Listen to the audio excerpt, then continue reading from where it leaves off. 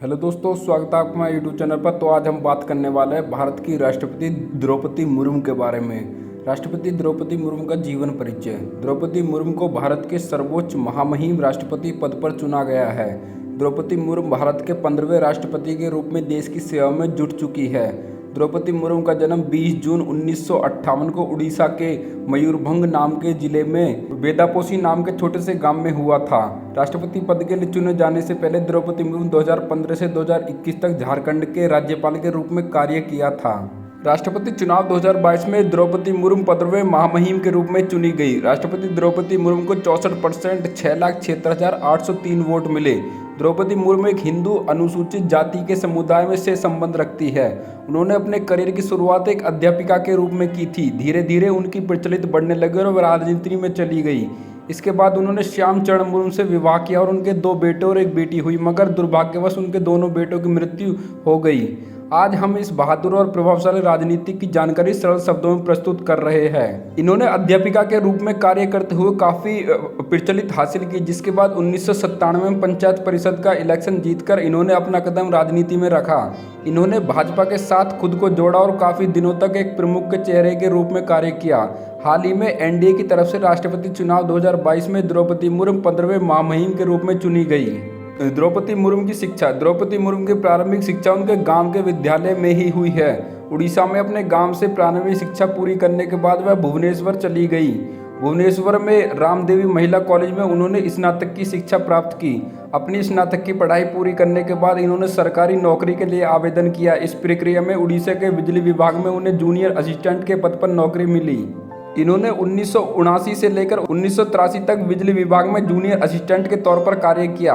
इसके बाद इन्होंने घर से ही कुछ कोर्स की पढ़ाई को पूरा किया और 1994 में रायरंगपुर के अरबिंदो इंटीग्रल एजुकेशन में टीचर के तौर पर काम किया।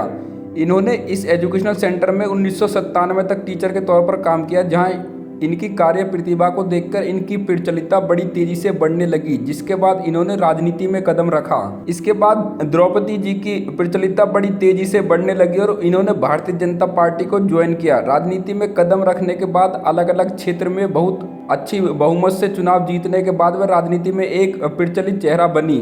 दुर्भाग्यवश 2014 में उनके पति और 2 बेटों की अकाल मृत्यु अलग अलग समय पर हुई। उसके बाद उन्होंने अपनी बेटी की शादी भुवनेश्वर में कराई। उसके बाद 2015 से 2021 तक द्रौपदी मुर्मू झारखंड के राज्यपाल के रूप में कार्य किया। द्रौपदी मुर्मू की शादी। उनकी शादी उनके बचपन के दोस्त श्याम चरण मुर्मू से हुई, जो उस वक्त एक बैंकर के तौर पर कार्य करते थे। इसके बाद इन्होंने 2 बेटे और एक बेटी को जन्म दिया। द्रौपदी मुर्मू का राजनीतिक जीवन। द्रौपदी मुर्मू ने अपने राजनीतिक जीवन की शुरुआत 1997 में भारतीय जनता पार्टी के साथ की।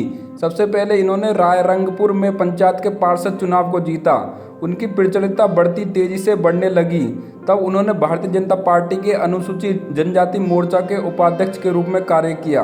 द्रौपदी मुर्मू उड़ीसा के मयूरभंज जिले में रायरंगपुर नगर में 2000 से 2009 के बीच 2 बार विधायक का चुनाव जीत चुकी है।